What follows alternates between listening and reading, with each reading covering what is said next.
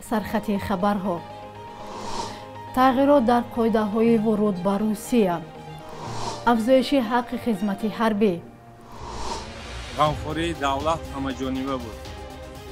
نظرسنجی از حکومت شوروی چی خاطره ها دارید؟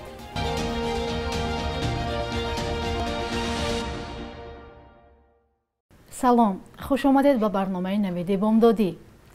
سفارت تاجیکستان در مسکو با نشر یک اعلان از تغییرات در قاعده‌های ورود به روسیه خبر داد. من بعد مسافران هنگام وارد شدن به روسیه باید سند تشخیصی کرونا ویروس را پیشنهاد کنند که نه پیشتر از 2 شبانه روز تا لحظه ورود گرفته شده است. قبلا مهلت عملی تشخیص منفی کرونا ویروس در روسیه 72 ساعت گفته میشد که حالا به 48 ساعت کاهش داده شده است. اعلان درباره اختصار مهلت تشخیص کرونا ویروس یا خود تست PCR در صحیفه رسمی سفارت نشر گردیده است. سفارت توضیح داده است که تصمیم درباره کم کردن مهلت عملی سند تشخیص را سرطبیب سانیتری روسیه روز 4 دکبر قبول کرده، آن از 8 دکبر سال روان مورد عمل قرار گرفت. تاکید شده است که شهروندان تاجیکستان که به روسیه سفر میکنند می توانند خلاصه تشخیص را با استفاده ضمیمه موبیلی سیاحت بدون کووید 19 یا اینکه پوتشستوی без COVID-19 پیشنهاد نمایند. همه ساله از تاجیکستان به روسیه صدها هزار مهاجر مهنتی سفر میکنند و کار در مهاجرت سرچشمه اساسی تامینات خانواده هایشان در وطن می باشد. ضمناً مقامات ازبکستان نیز برای عبور شهروندان از طریق گذرگاه‌های مرزی مسافران را موظف کرده است که باید تست کرونا ویروس سپارند. پیشتر آنهایی که سرتیفیکات واکسن نداشتند از تست یا PCR در گذرگاه آزاد بودند، ولی حالا برای آنها نیز حتمی شده است. بعضی از ساکنانی که تازه مرز ازبکستان را عبور کردند میگویند مبلغ تشخیص حتمی در هر گذرگاه گوناگون است. برای مثال در گذرگاه آیبک برای تشخیص حتمی 120,000 سوم ازبکی مقرر شده است. پس از افزایش آمار واکسن زنی در ولایت سوخت، مقامات مرزبانی ازبکستان تشخیص را حتمی کردند، اما مسافرانی که تشخیص کرونا ویروس مهلتش نه بیش از 72 ساعت را دارند بدون مشکل مرز را عبور می کنند. پیشتر جانب ازبکستان تست کرونا ویروسی که شهروندان تاجیکستان در تشخیصگاه‌های حدودی کشور می سپاریدند اعتراف نمی کردند. در حالی که خبرها درباره ابلاغ و انجام دعوت حربی هنوز هم موضوع داغ است، در اساس قرار حکومت تاجیکستان از سال نو حق خدمت حربی افزایش خواهد یافت. فعلا آن 25,200 سومانی بوده در نظر است به اندازه 1,680 سومانی زیاد شود. همین طریق میزان پرداخت پول برای عوض رفتن به خدمت حربی از اول سال 2022 به 26,880 سومانی برابر خواهد شد. بر اساس قرار حکومت تاجیکستان حجم مبلغ به عوض ادای خدمت حربی در هیئت ذخیره‌های دعوت سفربری 420 نشان دهنده برای حساب ها می باشد. یک نشان دهنده برای حساب ها که فعلا 60 سومانی می باشد از اول سال آینده به 64 سومانی برابر می شود. خدمت آلترناتیوی از اول سال روان پیشنهاد گردید، اما مقامات تا به حال اعلام نکردند که چقدر جوانان با این راه از خدمت آزاد شدند. مقامات از آن نگرانند که بعضی از جوانان با هر بهانه از خدمت سرپیچی می کنند. نمایندگان سازمان‌های حامی حقوق دلیلش را به وضع ناخوب قسم‌های حربی و ضرب و لط نوسکران در آنجا پیوند می‌دهند. 3 سال پیش در روز 8 دکبر راهبران روسیه، اوکراین و بلاروس، 3 کشور سابق اتحاد شوروی به سند امضا گذاشتند که با وجود این کشور عظیم کمونیستی پایان داد.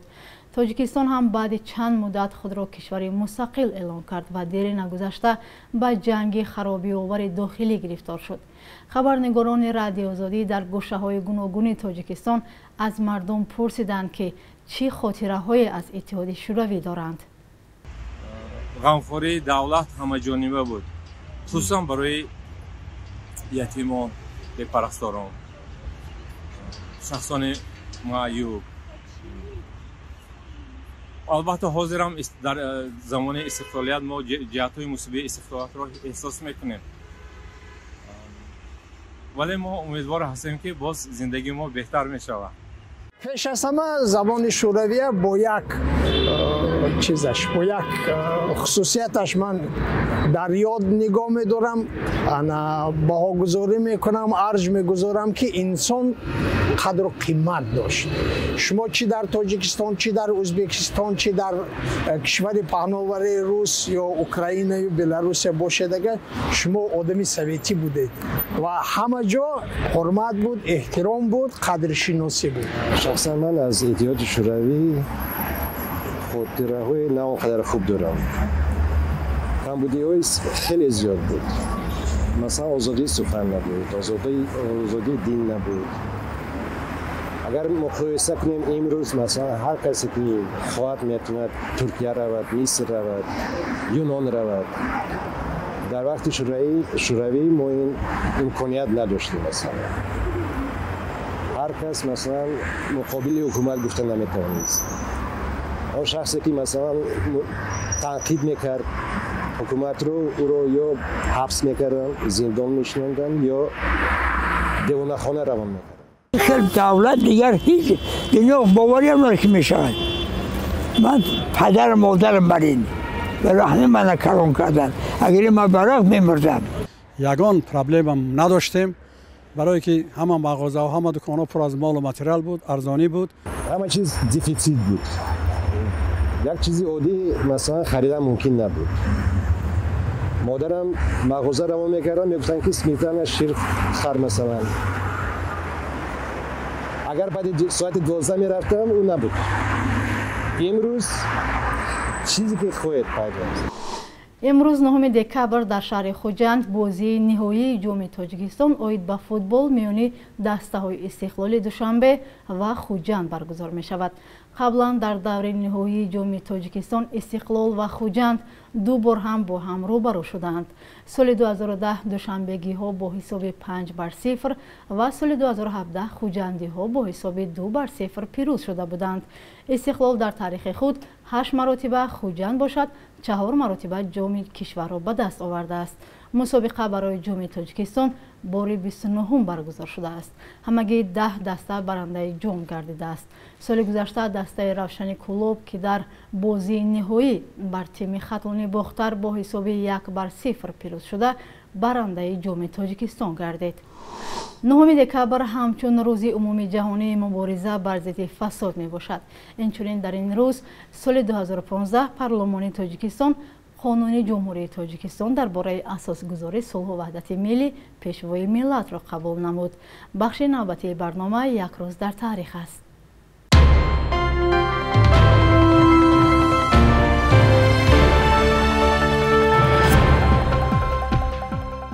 9 دکبر سال 2003 رئیس وقت حزب دموکراتی تاجیکستان محمد روزی اسکندرов در شهر مسکو ربوده و در شرایط مرموز به دوشنبه برده شد. محمد روزی اسکندرов با اتهام سوء استفاده از مقام خدمتی، تصرف مبلغ‌های دولتی و راهزنی و فعالیت‌های تروریستی به 23 سال زندان محکوم شد، هرچند خود او به بیگناهیش اصرار می‌ورزد. همتایانش گفتند استرداد و زندانی شدن اسکندرov آغاز روند سرکوبی مخالفان تاجیک بود. 9 دکبر سال 2018 انجمن بین‌المللی مینرالوگ‌ها دو معدن نوی کشف شده در تاجیکستان را به فهرست جهانی مینرال‌ها وارد کرد. مینرال‌ها با نام فلغرید و بدخشانیت را گئولوگ‌های تاجیک و روس در قلمرو بدخشان و وادی زرافشان پیدا کردند. مینرال‌ها معدن طبیعی میباشند که در استحصال تجهیزات طبی، اسلحه، موشک‌سازی و دیگر ساحه‌ها استفاده می شود. در تاجیکستان عالمان کشور 30 مینرال نو پیدا کردند. در جهان بیش از 5300 مینرال ثبت شده است. 9 دکبر را چون زادروز سعدی شیرازی تجلیل می کنند. این شاعر و متفکر عصر 13 زاده شیراز ایران با گلستان و بستانش شهرت یار شد. 6 مصرع غزل معروف او بنی آدم اعضای یکدیگرند روی یک قاله ایرانی نوشته شده است که سال 2005 در یک تالار کنفرانس سازمان ملل متحد آویخته شد. بانک ملی قرب اسعار را برای امروز چنین تعیین کرده است: $100 1129 سومون و 51 درم و 1000 روبل روسی 152 سومون و 70 درم.